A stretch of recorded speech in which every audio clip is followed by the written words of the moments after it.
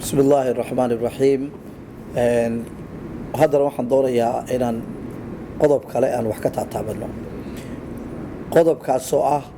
horta waxaan jecelahay oo saaxiibkay xasuusiyay bisha inaan maartay ka booday.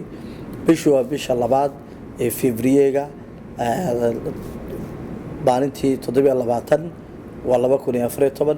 taariikhda masiixiga waxaan taariikhda masiixiga oo taariikhda islaamka maaha taariikhaha maanta la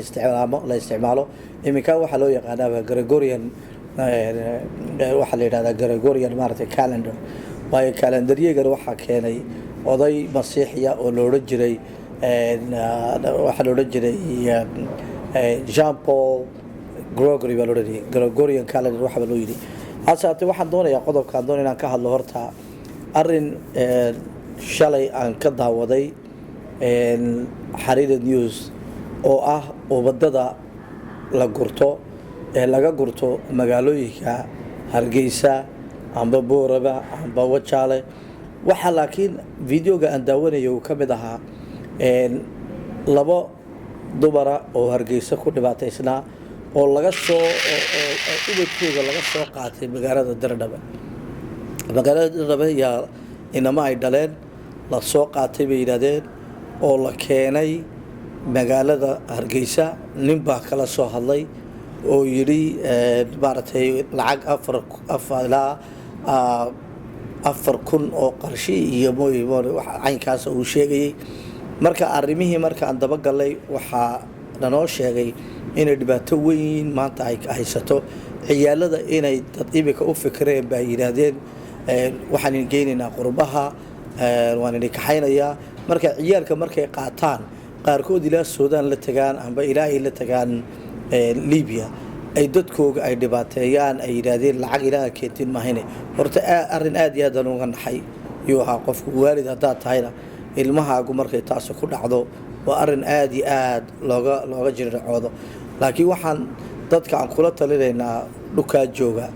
walaalaha iyo iska diida hayeelina qofku soo kaxaynayo qurbi iyo dhuka ku geynay ma jirto walaac iyo dhibaato ku geeymayna waalidadiina inagoo oogeen ka carrina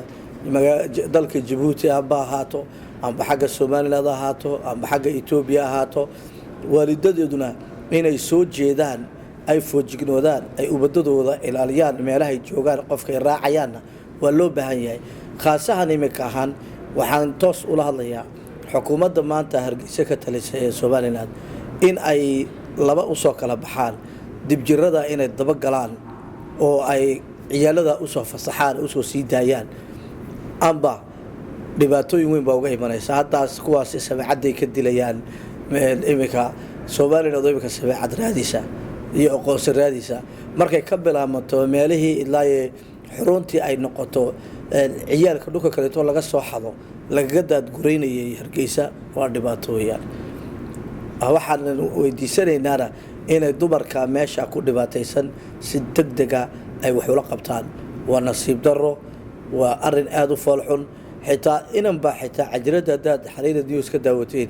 inan baa xitaa laha qudaysa in mihiisi laga qaatay Wajaale waa nasiib daro waa xalal xumo waa xalal xanuun kuwa iimaan kala ee sameynaya waxaas waa slavery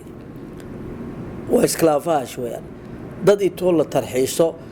ciyaal yarito wali wala gurto qaarkood waxa lagu leeyahay carab bay xitaa afka uga galiyaan carabta ba